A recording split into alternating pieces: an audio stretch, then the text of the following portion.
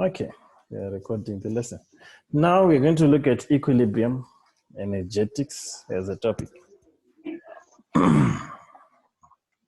So equilibrium.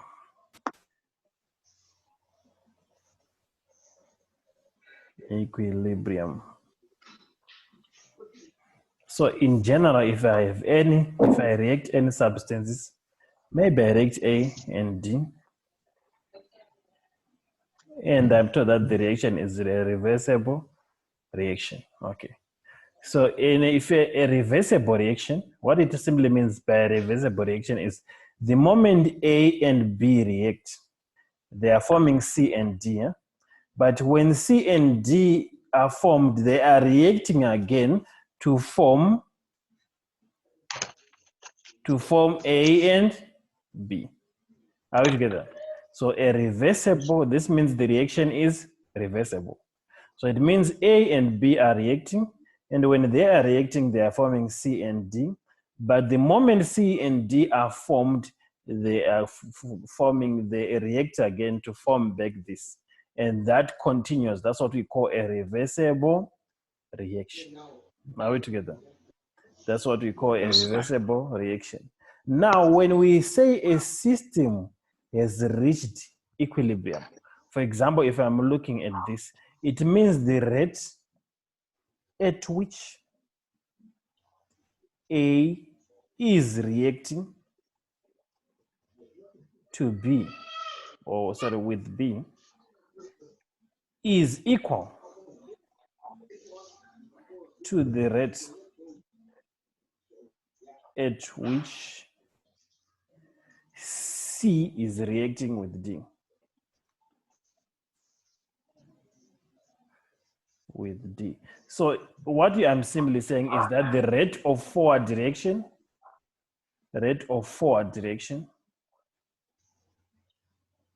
is equal to the rate of backward reaction.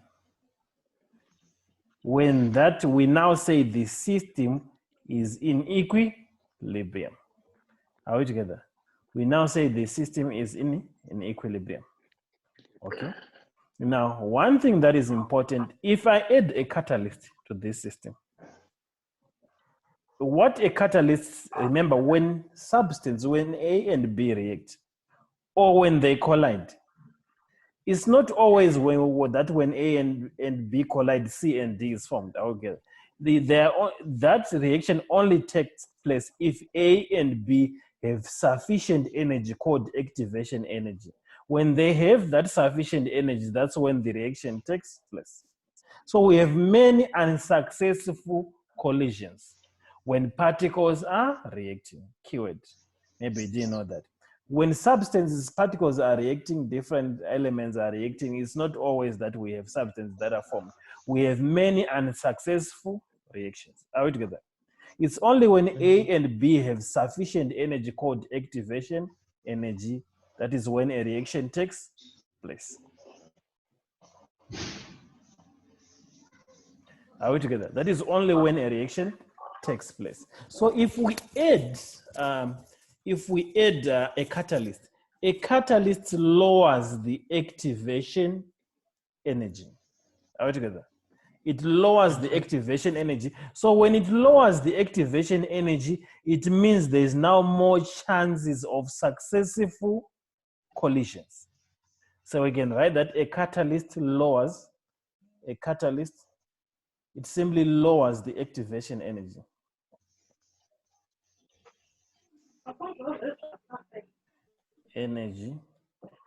Are we together? Which means now there is now a greater probability of successful collisions. But a catalyst does not affect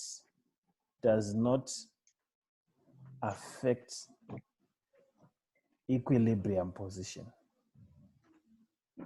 It never affects equilibrium position. Its job is simply to make sure that the reaction is faster by lowering the activation energy. So if it lowers the activation energy, it means your reactant, there's a higher probability of successful collisions of your reactant to form your products. Clear? Yes, sir. Now, let's talk about two things that affect equilibrium, factors that affect equilibrium.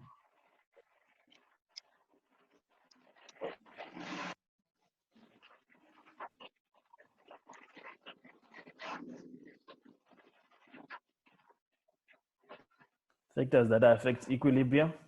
So there are only two: pressure and temperature. Pressure and temperature. Those are the only two that affect equilibrium. Okay. Now, temperature, you can write that this is dependent. This is dependent on whether a reaction,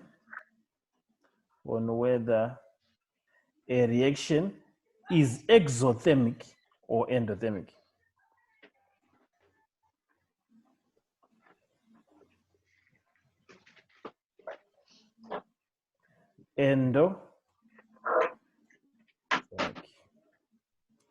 Whether a reaction is exo and endothermic. Are we together? Whether a reaction is exo. So if I use the symbols that I use, this is just general. We can put in, if we use what I just wrote to you, what I gave you there, like that. Let's just use the same for now, because it's nothing to do with the number of particles. Now, if I have A plus D reaction forming simply is now, if I have delta, I'll start from there. If I have something like this, delta negative, okay, I'm saying the enthalpy change of this is negative.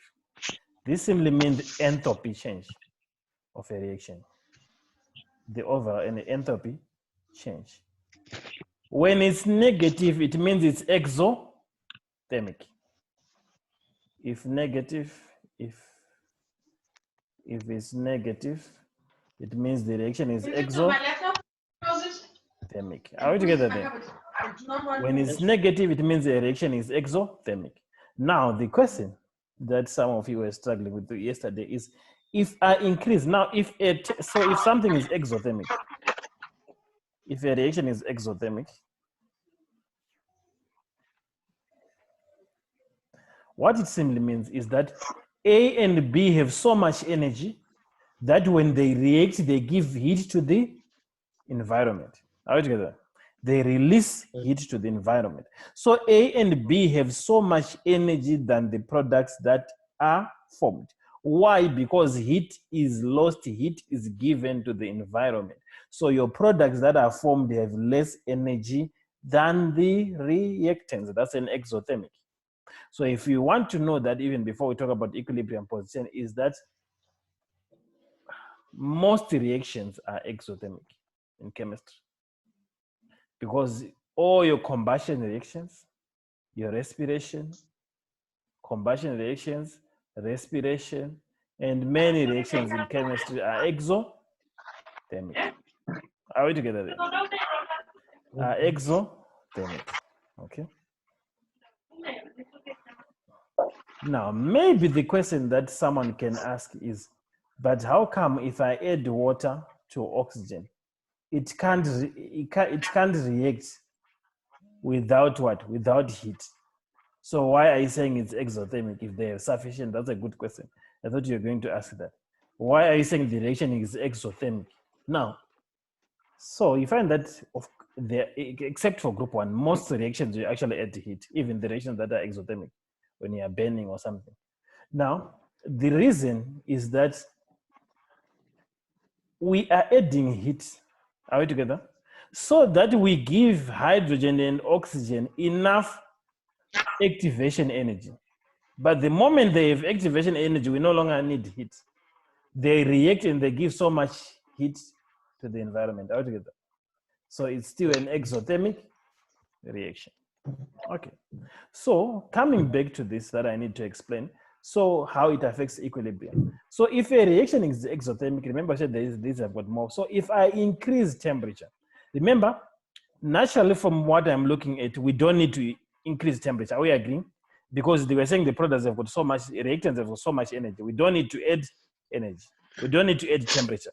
So if we add temperature, we actually shift equilibrium to the left. Instead of forming products, we actually having products are the ones that are, so the equilibrium shifts to the left.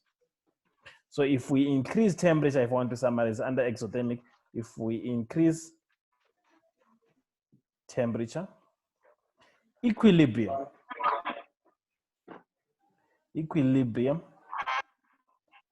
shifts to the left. What does that mean? It means I now have more products than reactants. I now have more, so I now have more concentration of reactants than products, which is not what you want in any, because you are reacting to form products. Are we together? Make sense? I now have more reactants than products. Clear? Yes, sir. Okay, now let's look at an endothermic, which is the opposite. An endothermic reaction. So for endothermic, it's when the products have more energy than the reactants. It absorbs heat from the environment. It absorbs heat from the environment. Are we together there? From the environment. Yes, sir. So all combustion and photosynthesis, all decomposition, sorry, not composition, decomposition reactions like calcium carbonate and photosynthesis.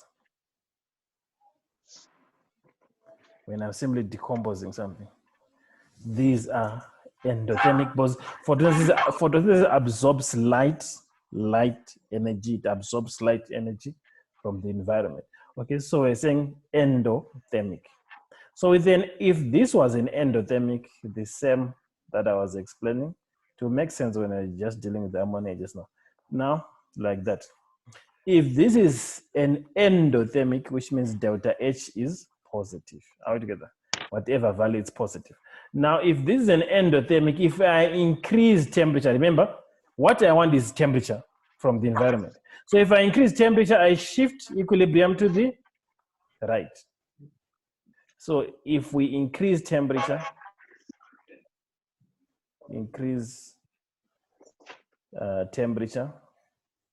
equilibrium shifts. Equilibrium shifts to the right.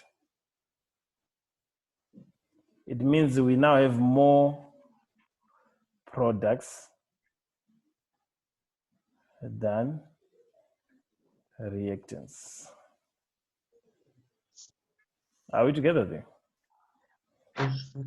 Now, let's talk of pressure. Then we look at what makes sense just now. Pressure. Pressure uses what are called gas laws. Gas laws. Are we together there? So if I have A as a gas plus 2B as a gas plus C as a solid, and let's say that is giving us 3x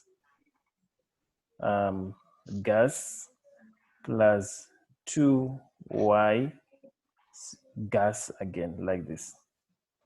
Now, what we do according to the gas law is we count how many molecules. This is your left-hand side of the equation. This is your right-hand side of the equation. How many gas molecules? For A, I have 1 there. 1 plus, shown there, how many? 2 molecules of B. Plus C is 0, because this is a solid. I only count the gas. That's why I said gas loss. So we don't count, it's 0. Are we together there? There's nothing there. Yes. Then this is a gas, so it's 3 plus 2. So this side I have how many? 3 volumes of gases. This side I have how many? 5 volumes of gases. So according to the gas law, this side with many volumes or molecules of gases is going to have more collisions.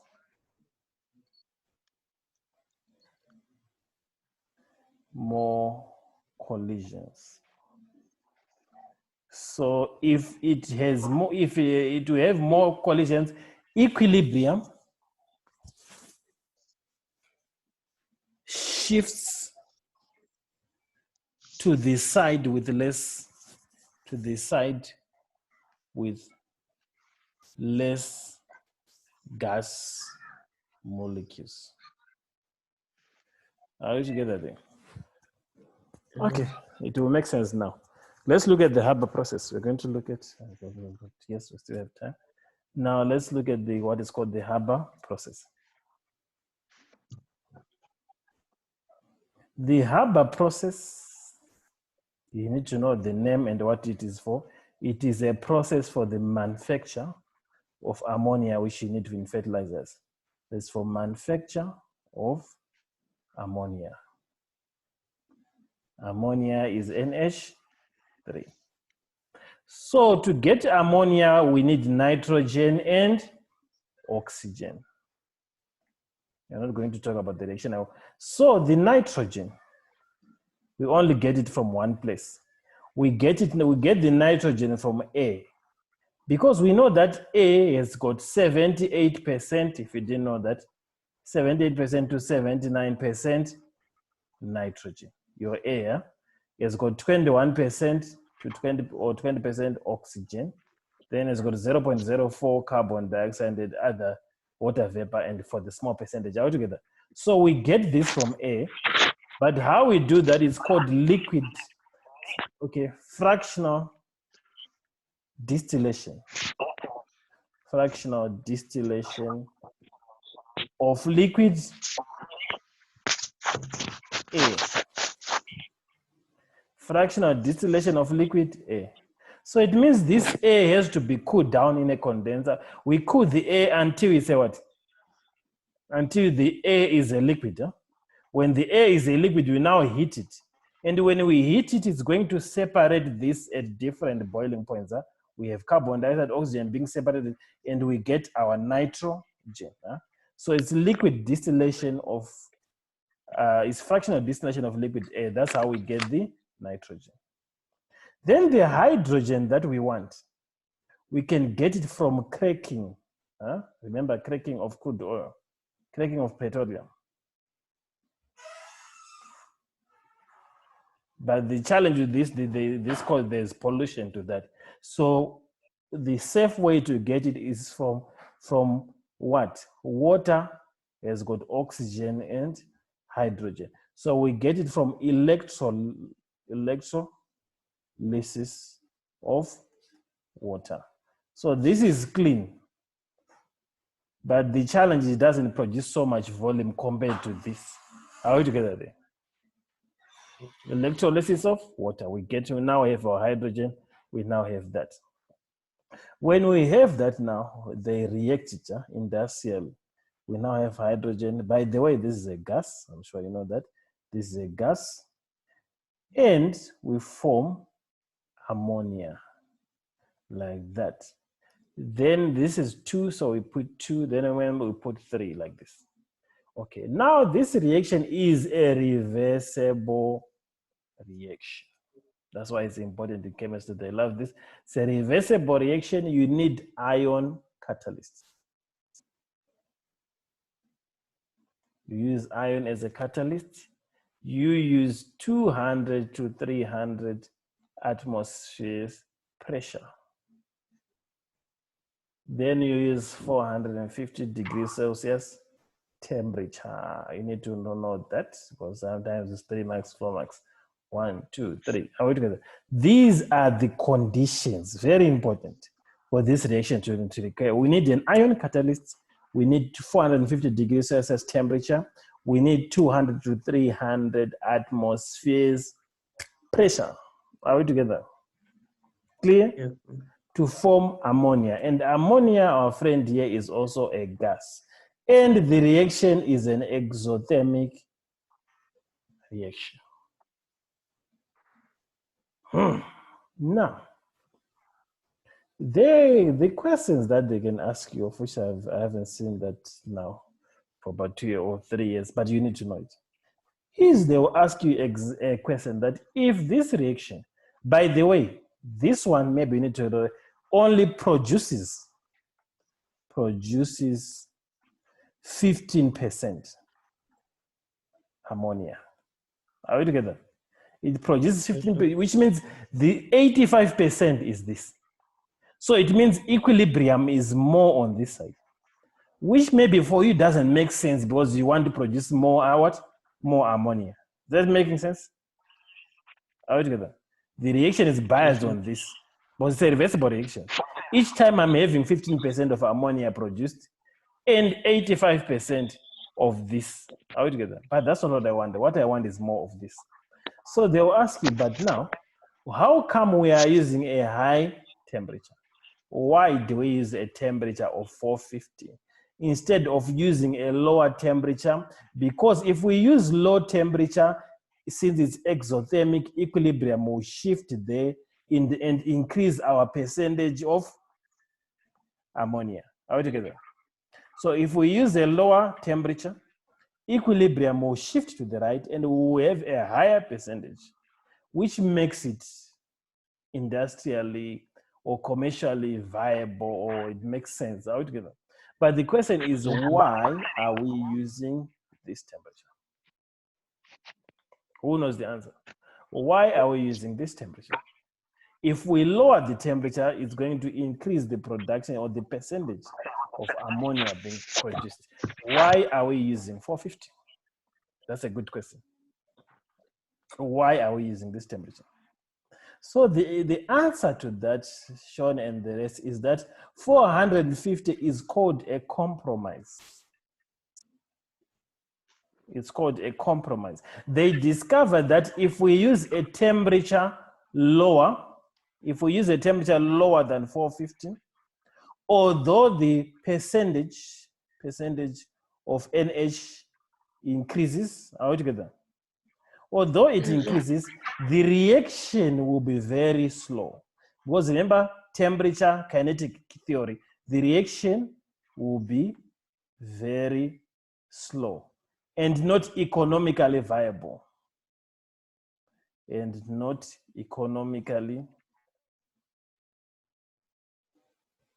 viable. Are we together? The reaction will be very slow and not economically viable. So at 450, though we are producing 450, 75%, because this system, when this, we are getting 85% back, then we recycle. We recycle this. Are we together? So that each time we're getting 15%, we immediately take out that. Are we together? Once we get the 15%, we immediately take it out. Then we get another 15%, we immediately take it out. We continue recycling what? Recycling this. Are we together? And in a short time, we have more ammonia being produced. Hope it's clear. Yes, sir. Now, let's talk about pressure. Pressure. Now,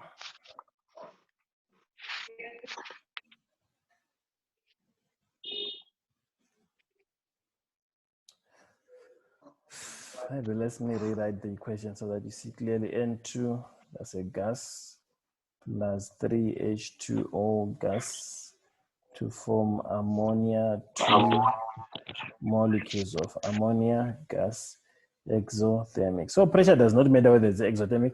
Now, how many volumes? I have 1 volume, 1 molecule. I have 3 molecules of gas. I have 2 molecules of gas. So this gives me 4 volumes. This is simply 2 volumes. So which side has got more volumes? This side. Are we together? So if I increase pressure, what did we say, Rikudzo? The side with more gas molecules will have more collisions. I will have more collisions on this. Are we together? So if I have more collisions on this side than this, there is more chances of successful collisions on the left side. Sean and John, is it okay? There is more collisions on the left side than on the right side. Because on the right side, it's ammonia and ammonia molecules reacting and forming back this. But because I only have 2 volumes, okay, I only have per system, I only have 2 volumes or 2 molecules compared to 4 molecules. So I have more molecules there. So I have more collisions on the left side. So I have more successful collisions on this side. It means the equilibrium shifts to the right. So if I increase pressure, the equilibrium shifts to the right because I've got more volumes or more molecules of gas on this side than that side, which is what we want. Perfect. Because we get more ammonia. But now, why are we only using 300 atmospheres? Why are we only using that? Instead of using 1,000, 2,000, 3,000 atmospheres, why are we only using that? It comes again to the economics. It will be very expensive to build a system with a very high pressure. Are we together? So again, this is a compromise. It's economically viable to use that pressure. Clear? Yes, sir. Sean and Tim, clear? Yes, sir. Yes, sir. That's what you need to know. Everything you need to know on that. Now let's look at the Haber process. No, we looked at the Haber process. Now let's look at conduct process. You need to know these processes. Conduct process is manufacture of sulfuric acid.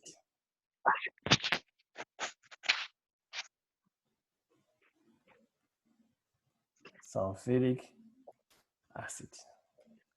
Now, to manufacture sulfuric acid, we need sulfur. Who knows where do we get sulfur from? We need sulfur. Sulfur, we get it mainly from volcanic eruptions. If you didn't know that, it's the yellow thing. Volcanic eruption sites or combustion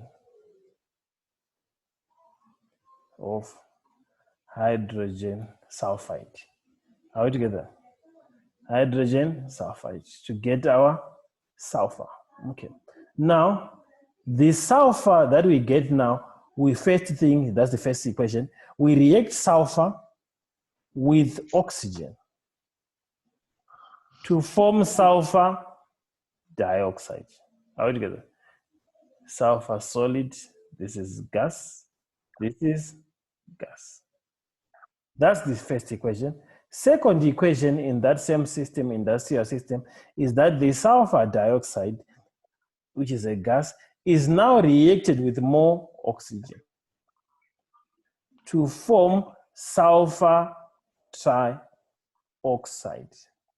But for the rest, this is the most important step of the equation, because this is the one that slows or speeds up the reaction.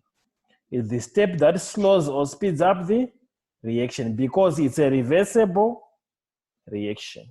We use conditions. If you want to write it down for this step, because that's the one that they love. Conditions, we use a catalyst. Catalyst vanadium 5 oxide. And the formula you need to know, it is V2O5. Vanadium is a transition metal. So we use vanadium 5 oxide. We use temperature, again almost the same temperature, 450 to 500 degrees Celsius. Then the pressure, I think your book says 2 or 3 atmospheres altogether. Those are the conditions that you need to know. So again, it's similar in the case, okay, it's not balanced, let's balance it quickly. I think we're about 4 minutes or so. Let's balance it. Now, to balance this, I'll put 2 there. The moment I put 2 there. And now I have 2 sulfur, 6 oxygens, because there are 4 there, 2, 6 oxygens. Balanced, huh? Are we agreeing? So this reaction again is exothermic. I will not explain the same reasons that we're talking about economically viable are the reasons for those conditions that I've given you for the pressure and whatever. Now, so this is 2 volumes of gases, 1 volume, 2 volumes. So it means if I increase pressure, equilibrium will shift to this side. Okay. Are we together there? Now, so we're saying this is the most important stage. Then the next stage, which is, there's a question that they love asking, is we react sulfur with a little bit of sulfuric acid, which is what we want to manufacture. But we actually use it to, why are we not using water? Because if we react with water, it will form sulfuric acid. If I react this with water, I form sulfuric acid, but it is a gas, which is dangerous. Huh? So you form white films of acid. That's very dangerous. This can kill people altogether in the industrial process. So this should never be done. So they avoid doing this. That's the reason why we are adding a little bit of sulfuric acid so that we form what is called oleum. Oleum is easy to remember. H, how many hydrogens are there? 2. So just take it as it is. How many sulfur? 1 plus 1 is now 2. So S2. How many oxygens? 3 plus 4, 7. So that's why I'm saying it's easy. There's no byproduct. So this is called oleum. Are we together? Yes, sir. We call that oleum. Then we react, that's the last step. We react oleum, H2SO, sorry, H2S2O7. We react that with water. Then we have sulfuric acid. All together. Then we have sulfuric acid. Clear? Yes, sir. S2, 4 hydrogens, 8 oxygens, balanced. Are we together?